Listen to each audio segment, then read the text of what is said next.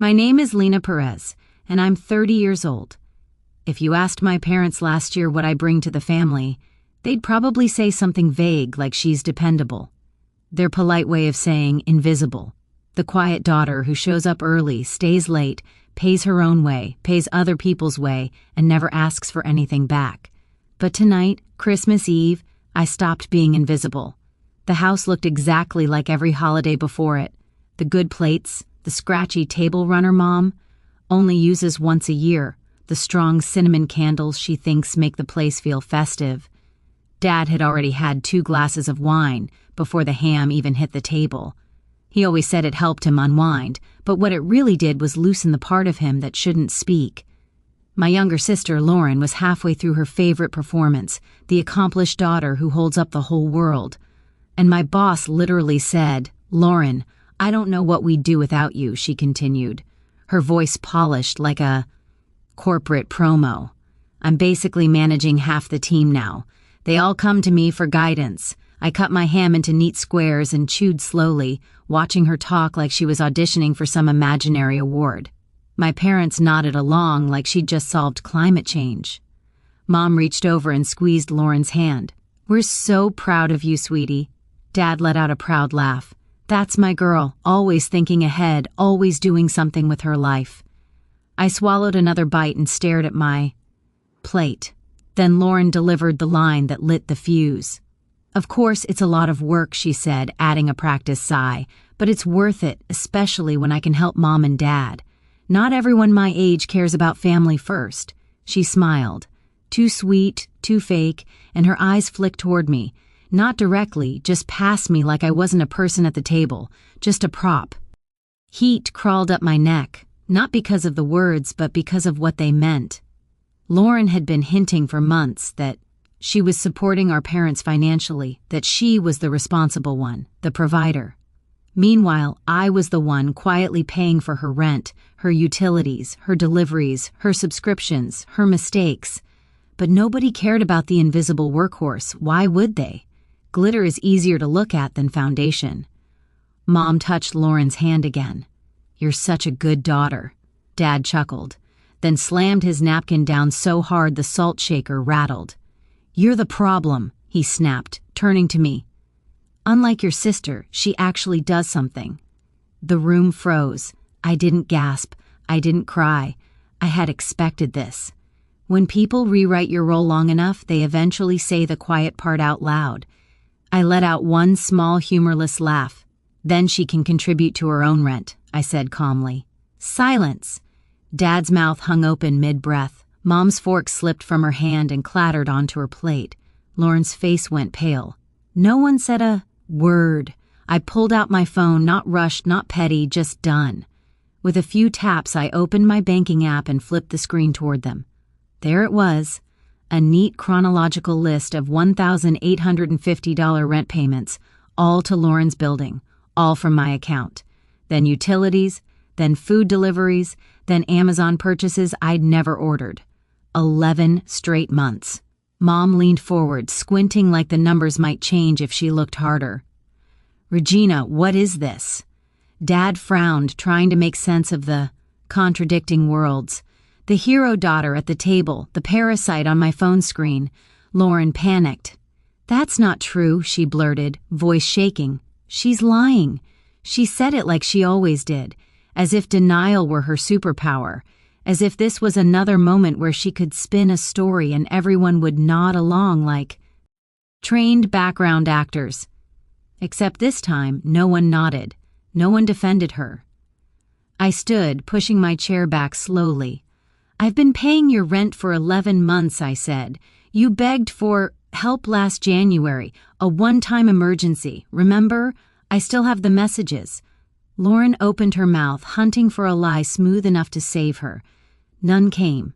I looked at Mom and Dad, really looked at them, and they looked small, confused, maybe ashamed. Or maybe I was finally seeing them without the fog of obligation. "I'm done." I said she wants to be the provider. Let her. I slung my bag over my shoulder and walked toward the front door. I didn't take my coat. Cold air felt better than staying in that room. Outside, the wind bit at my skin, sharp enough to make my eyes sting. I welcomed the burn. It felt honest, clean. By the time I reached my car, my phone buzzed with notifications. 6 missed calls. 2 from Mom, 1 from Dad, 3 from Lauren. I let the screen go dark. I drove home in silence. No music, no thoughts that made sense, just the eerie quiet of a person realizing they've been carrying a weight so long they forgot what standing upright feels like. That night, I sat on my couch in the dark with my laptop open. I went through every bank statement from the past year. Rent $1,850, Cassie $11, utilities $120, $150 monthly. Uber Eats $30, $45, $52. Amazon, random orders to her address, a Spotify family plan she forgot she piggybacked on. And the kicker, a $280 Target order from 2 months ago, the one where she bragged about buying AirPods with her bonus. Her bonus had my name on it. By the end, the total stared back at me like a punchline. I sent a payment request with every line Tem neatly labeled like a corporate invoice. She declined it in under an hour. No message, just a red declined. Something in me went silent. Not broken, just done.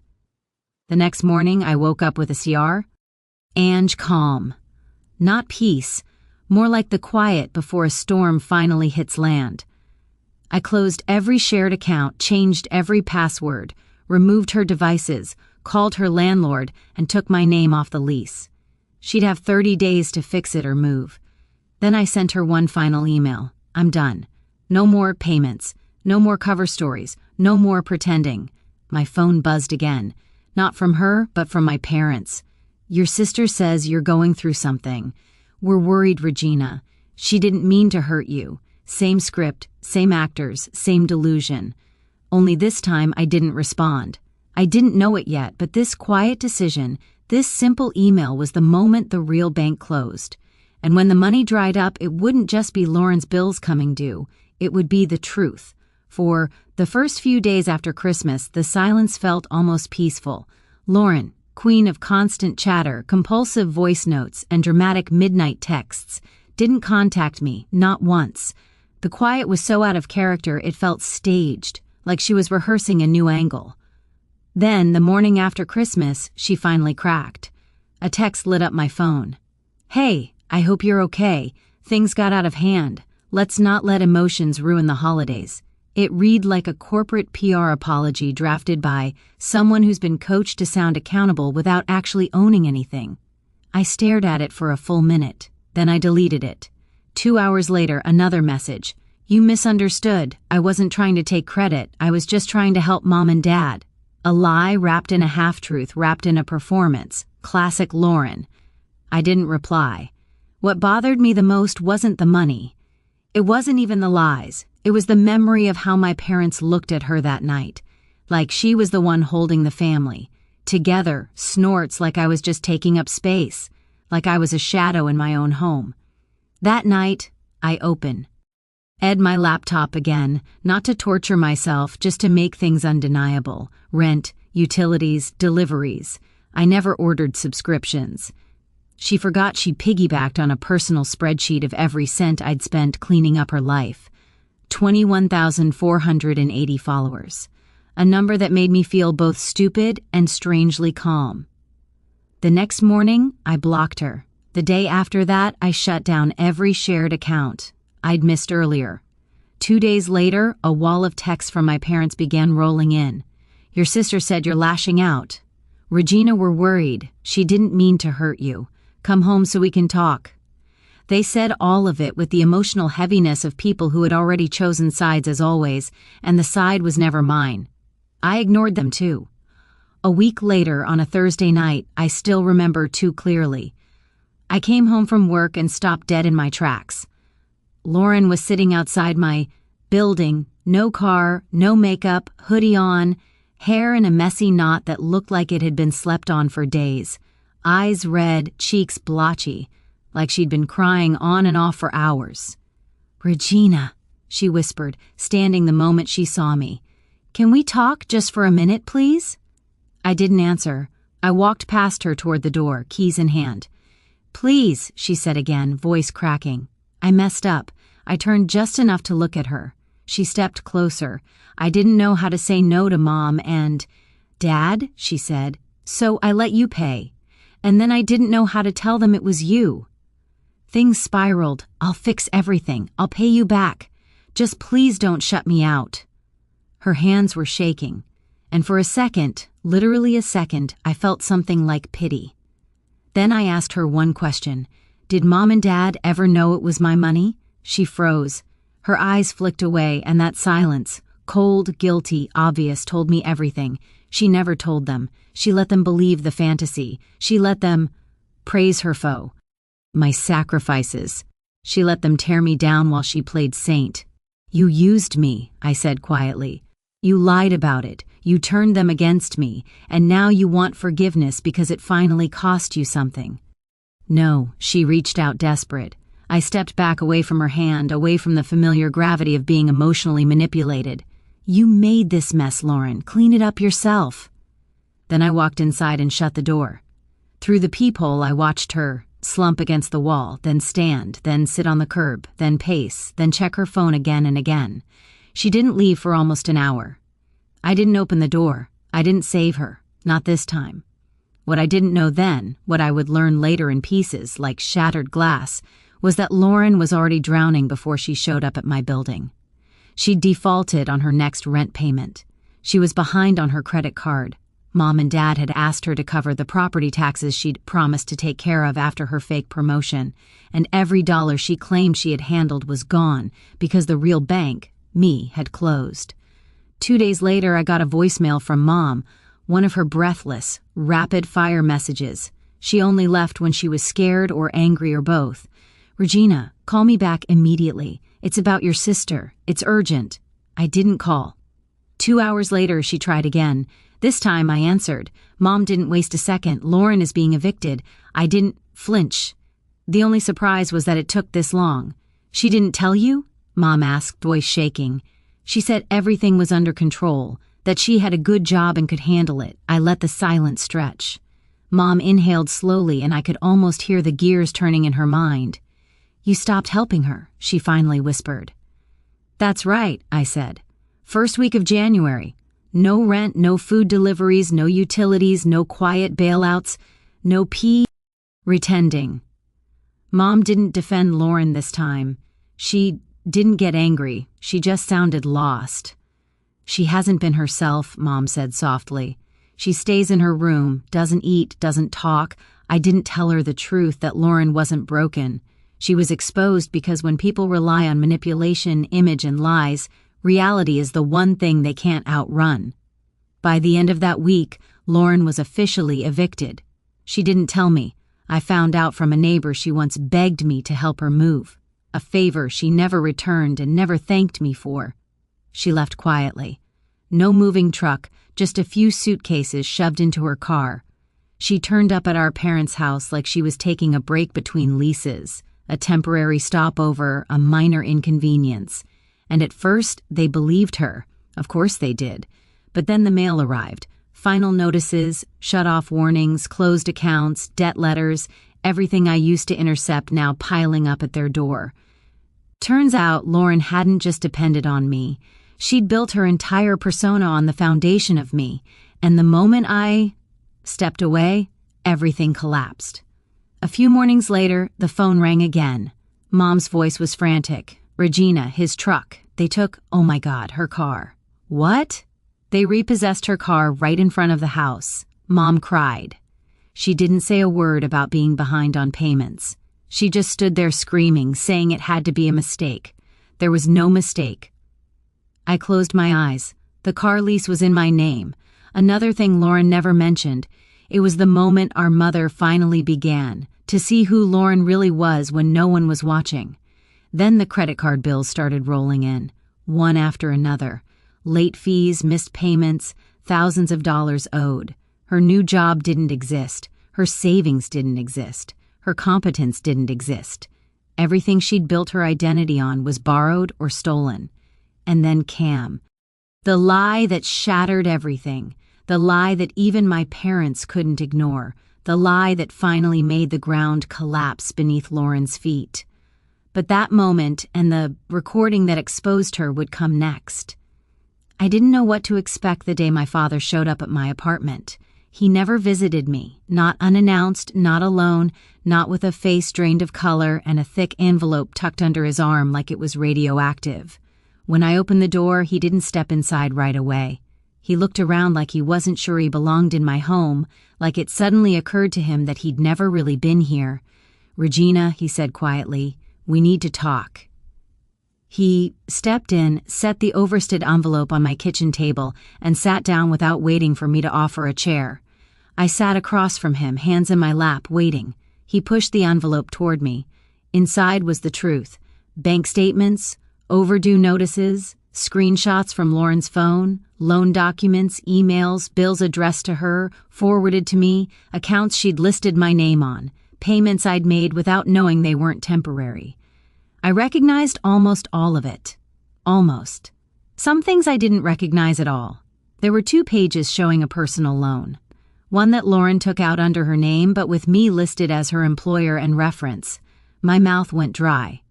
"She told us," Dad began, voice shaking, "that you threatened her, that you blackmailed her, that you told her you'd ruin her reputation if she didn't move out quietly." For a moment, I was too stunned to speak. Blackmailed? That was the story she'd chosen. I let out a short, humorless laugh. Dad didn't laugh back. Instead, he reached into his jacket pocket and pulled out his phone. "It wasn't supposed to play," he said, almost to himself.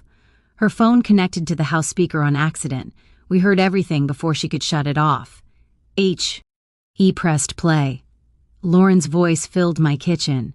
Sharp, confident, manipulative, dripping with entitlement.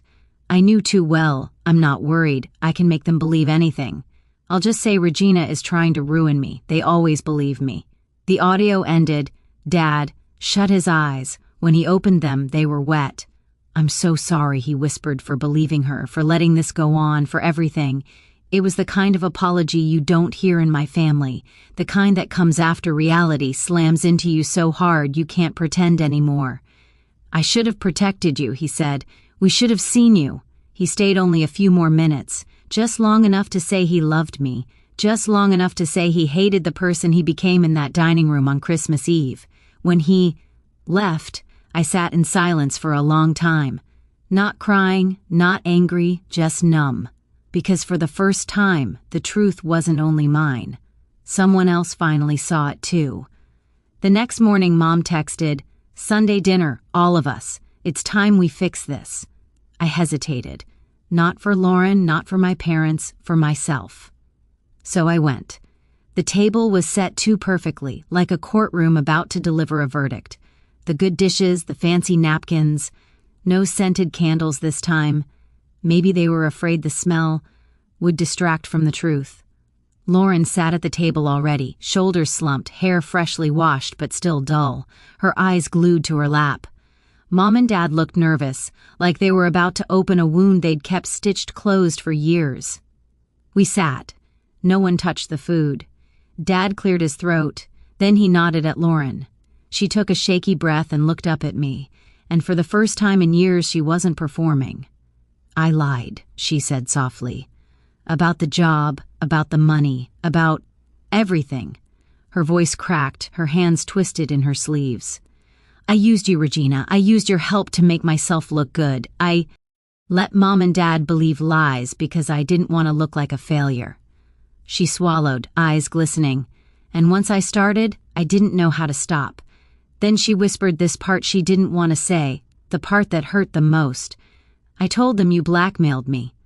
Mom closed her eyes. Dad looked like the words physically hit him. "Why?" he asked, voice breaking. Lauren wiped her eyes because I panicked, and it always worked before. They always believed me. That part wasn't an apology, it was an admission, a confession of privilege, favoritism, and rot.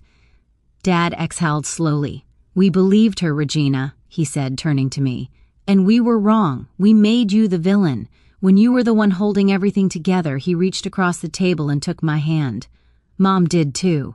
"We're sorry," they said together. Real words, not polished, not defensive. Not but you have to understand. Just sorry. Then Dad turned to Lauren. "You have 3 weeks," he said firmly, "to move out, to start over. No more lying, no more hiding, no more pretending." Lauren didn't argue, didn't beg, didn't cry dramatically. She nodded, and in that single gesture, a decade's worth of illusions cracked open. After dinner, the air was calmer, quiet, not fixed but honest. As I grabbed my coat to leave, Lauren stood by the door, exhausted, small, real. "I'm going to pay you back," she said. "All of it. I don't know how long it'll take, but I will." I nodded once. No forgiveness, no warmth, just acknowledgement. "Good," I said. 3 Sundays later, Dad texted me again. "Dinner this weekend, just us." I went. The house felt foreign, cleaner, calmer, as if the air itself weighed less. Halfway through dinner, Dad slid a white envelope across the table. "This doesn't fix everything," he said, "but we want to start." Inside was a check, a significant one, a partial repayment of the $21,484 I had lost. Mom placed her hand, and mine. "We're sorry," she said again. "You carried more than we ever saw." I swallowed hard. Then the doorbell rang. Lauren walked in holding a small box and 5 envelopes. They were labeled by month. "First payment," she said quietly. "I've been freelancing. It's not much, but it's mine, and I'm owning what I did." I didn't give a speech, didn't hug her, didn't erase the past. I just said, "We're not going back." She nodded. "No. Maybe we can build something new.